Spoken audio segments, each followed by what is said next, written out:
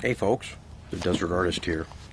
You know, I come up with a bunch of stuff that I gotta that I don't think anybody's been thinking of. I'm sure somebody has, but they haven't put it up on YouTube, or at least where I haven't seen it. You know, there's some things in America that we need to do in order to get America back. The things that we need to solve. See, we need to get America back from the power of the corporations that are trying to twist every penny out of us that they can, and then the government comes in with their little bitty tax hikes that not only do the tax hikes increase the amount we have to pay, but it's also a little when the price goes up, so does the tax. So, you know, somewhere something's got to give, somewhere. Now, I know that there's a lot of money that goes out and goes into other countries and for stuff. And I guess there's, they call pork ear or pig ears or pork belly or I don't know, a bunch of shit that they spend stuff on. Well, how about we can still do that, but we can still increase our economy by doing that and by providing money for funds, because there's one thing that the things that we need to solve are water, power, pollution, and well, I guess food too. Now, one of the main problems that we have with the food supply is we don't have enough water to do it. Well, we got lots of water. We got oceans full of water. Now, I know the desalination plants. Now, how are we going to work those in? You know, are we going to pump water? Well, guess what? Death Valley is lower than the ocean is below sea level.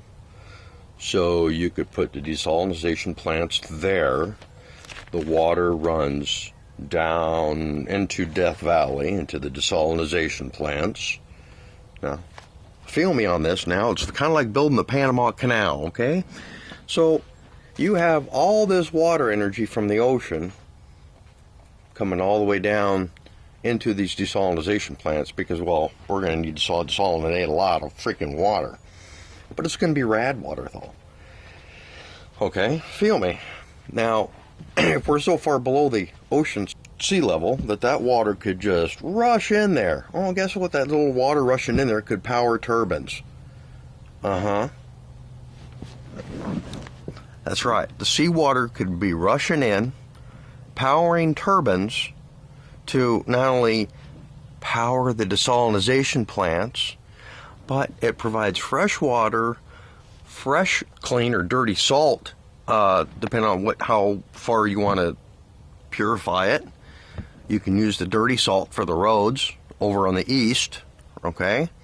And you can use the clean salt. You can sell it in the stores as purified sea salt, okay? All this stuff is money. Can you feel me now? Now, if even the dirty salt can be used, if say we get too much salt, well, we can still use the salt in a salt pillar power plant. I'm not sure if you're familiar with that, but that's where the sun reflects down onto a bunch of mirrors that are reflected around in a circle on this big pillar of salt. Well, you can heat salt pretty hot, and it will retain the heat. Now you have that heat retention that's going to be sitting down into the water that's cooking the water to power the desalination plants.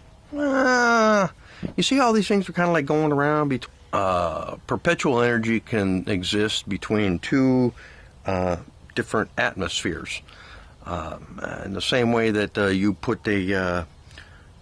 take a plate and you swipe it through a pool. Okay, well, you can watch on the sun as the sun beats down through that little thing that's rolling across through the pool. Well, it just keeps going because the air provides that ability for the water to keep going, because I don't know. Somehow it works. I'm not a genius. Water hemp fields, which can provide us with food, fuel, fiber, and finances. Fiber. Now, this fiber can be this pretty strong stuff. I'm sure with today's technology, we could blend in with the industries that it would be competing with. Instead of it being a competing type atmosphere, how about a teamwork type atmosphere? And instead of getting tax benefits for shipping your cheap labor out of country, how about we do a little bit less shipping out of country and get your tax benefits to come back to this country?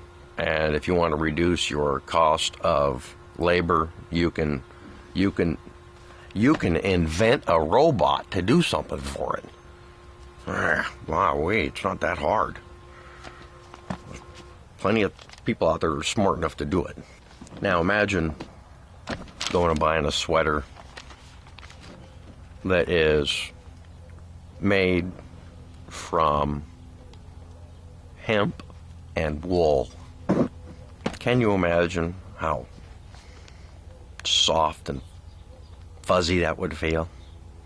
Have something really that's going to last a lifetime. Something you could feel comfortable in spending $40. Because it's going to be, well, manufactured on a big... Eventually it's going to get manufactured and spun accordingly. It will eventually get cheaper. Just as everything does. When it first comes on the market, it's going to be expensive because it's going to be rad and it's going to be in high demand. So when things are in high demand, markets tend to take advantage of that and price it high so their profits can go high so they can do more research. But that in turn drives the market that we need to drive in order to get us out of the depression that we're in, because we are in a depression. We need to reduce our reliance on Chinese-made stuff. We have billions and billions and billions and trillions of dollars going out of the country to China to help their country grow, when we need to be homegrown. Let's see, how shall I put it? Homegrown liberty enthusiasts. How's that? In which we are happy about taking back our freedom. We want to take back our freedom. We want to live more free than we do. We are being taxed way too much. There's no possible reason why we need to be taxed this much in order just to survive. Okay? I mean, there's taxes around every corner. Now, one of the ways that we can reduce those taxes nationwide is to, one, we got to legalize that hemp stuff. Once we legalize the growing of hemp and hemp products nationwide, there's two kinds of hemp: medical marijuana and hemp. Now, let me tell you, this hemp can provide us with fiber, food, fuel, and funding. Now, here's how you can do the funding now, because if it's going to be legalized, okay, now the farmers are going to benefit from being able to grow hemp because they're going to be able to grow a product that is sustainable and renewable and can be profitable. Today's farmers nowadays are kind of stuck with some of their fields that the government says, no, don't grow anything on there. Don't grow anything. No, we'll pay you money to not grow stuff. How about this? How about we let the farmers do what they do, which is farm stuff. We stop impeding their progress in life liberty and the pursuit of happiness by allowing them to do what they do best. Think for themselves, okay? We need to stop telling them to have restrictions. The only restrictions that we can do is restrictions that we have in place for crop rotation, for, there's proper ways to do that stuff. And I agree that the property has to sit idle for a while. But instead of paying the farmer yearly, the government can purchase the property from the farmer if he so wishes, and then have the opportunity to buy it back after so many years when he can farm it back. That way we're not paying yearly, monthly, however it works, because I don't know how it works. I'm just a layman. I just come up with ideas. I don't know how to work it all together. Now, together with the timber and cotton industry, hemp industry can join hands, and they can together make this country stronger and more dependent upon itself and its farmers, which encompass, you got to admit, encompass a lot of the United States. Along with the timber and cotton industry, research can also be done into how we can use strictly 100% natural resources, things that are produced from the hemp oil, like glues or plastics. Do you feel me? Okay, it's not just it's not just a fuel and an oil. There's more than that. I mean, the possibilities for a new revolution. Okay, we're past the Industrial Revolution. We've kind of gotten into the technological revolution now. Okay, we're kind of getting into, well, that's kind of just going by the wayside. Well, how about the hemp revolution? Okay, that's a whole new ball of wax that can revive America's finances, drive the markets up, and bring in the revenue because the taxes raise with the revenue. Right? Now, okay, so you're like, okay, well, how much are we going to tax all the hemp stuff? Okay, well, being as this is going to be a large profit initially, how about we start out with a common number that's typically used for hemp? How about 420? How about we tax for 20%? Okay? Now, I'm not a financial genius, but I'm thinking that once we do that and we're able to, that would be giving that's a flat tax now. 20% flat tax. Okay? Every time you remarket the item, refine it into a new product, it gets taxed.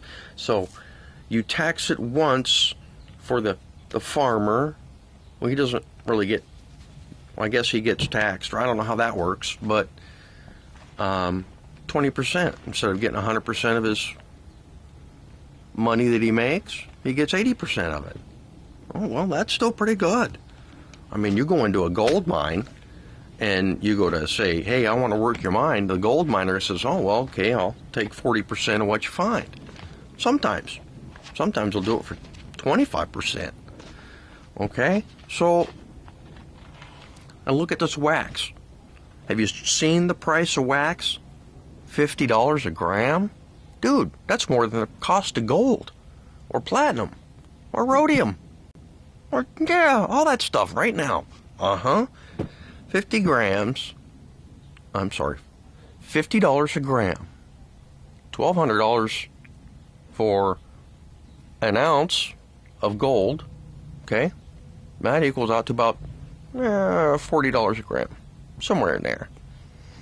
Probably a little bit less, because you got 31 point blah, blah, blah, blah, blah, blah, blah, blah. And 20% of the drug income, 20% of the fiber income, the fuel income, the textile income, do you feel me? We can dig ourselves out of America's debt. Just nobody seemed to figure it out yet. We owe a lot to China. And it ain't doing nothing but getting to be more and more and more with that interest rate. We really need to do something. And the way out is to legalize hemp for farming and industrial textile use. And tax it. That way the corporations are suffering more because they produce it into something. Okay? The buyer, the consumer, is not going to be taxed 20%. The consumer is looking to purchase.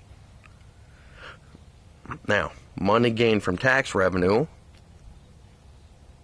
there should only be just a couple percent. Or however the town government sees fit, because the local consumer tax base should support the local government. We can actually turn back the hands of time, and once we get all of our money back, we get our gold and our silver and all that stuff, well, we can start actually working the country like it needs to be worked. In other words, everything comes from the Mother Earth. That's where all the money in the world comes from. Right there. Granted, there's going to be environmental concerns, but we can deal with that. We have ways to deal with that stuff. Okay? We need to keep our gold and our silver. That's everything we hold dear to America. That's all our freedom, is our gold and our silver and our resources that we have here. Our timber and our hemp, our cotton, our foods, our water. All that stuff we need to be able to use in an environmentally and economically friendly way. There seems to be some sort of a problem with today's infrastructure. Now, with today's infrastructure, another thing that we can do with that horrendous 20% tax we're going to have on that hemp, we can use a lot of that stuff for the roads and bridges that need to be repaired. And that goes into the state and federal government stuff. That's all beyond my knowledge base. So I'll leave that for some other smart people to figure out. But baseline economics, 20% of all revenue of marijuana plus whatever percentage that you want to put on the consumer tax. We can also use it to probably fund schools and education. Maybe give grants to people who have ingenious ideas. Kind of like we do now, only we have a bigger foundation of money to work from because, well, with the legalization of hemp, you must realize that there is every person in America, whether it be a farmer or a consumer or a bus driver or anybody else, can stand up and say, I helped buy this country back. I helped grow this country back. I helped buy this country back from China. I helped save our ass just by being a consumer, just by being a farmer, just by being a teacher, just by being a construction worker. That's right. Just by being a secretary, just by being a consumer, you can help buy this country back from China, dig our way out of debt, and give us a surplus that we so urgently need and desire to bring us out of this recession. Please, Lord, let somebody see this and let them understand the possibilities. And maybe all it takes is one person to plant a seed. And I'm Johnny Appleweed out here, and I'm planting a seed, hoping to grow the world. Reducing our reliance on synthetic items will reduce our waste in emissions, our waste on money. By having a now throwaway society, we'll be able to buy items of quality, buy items that will last you a couple decades. Yes, that's right, a couple decades. I can go in right there, and I can show you, that's right, a stretcher used in the Vietnam era. And the only reason why it broke on one side is because it was exposed to the sun and the heat for a long time on that one little strip that was just enough to break right along the seam. The only part that's wrong with it. But it lasts from the Vietnam era. Items we purchase can last for generations. They can be exposed to extreme heat, because I know it's been exposed to extreme heat here. I expose anything made out of olefin stuff out here in the extreme heat. If I leave it out in the sun for a day, poof, gone.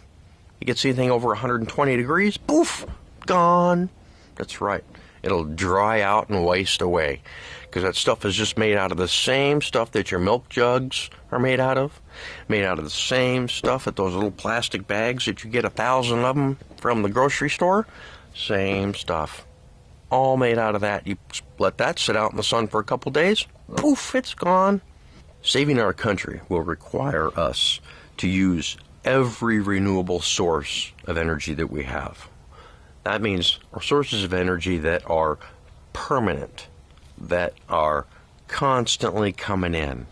Now, those resources include each and every day solar, wind, geothermal, tidal, gravity, magnetics, ocean currents, and more research done on perpetual energy.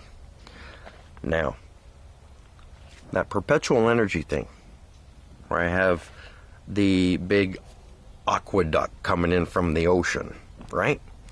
That's bringing in all that ocean water to be desalinized in the desert atmosphere, right?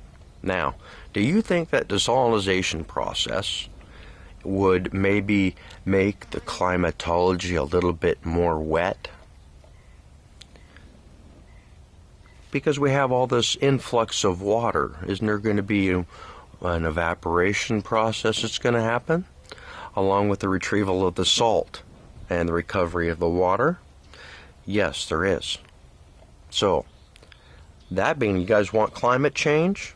How about putting water in the desert where it needs to be? Maybe from there we can work on how to use the sun's energy in the desert, along with some of that reclaimed water to power the hemp fields.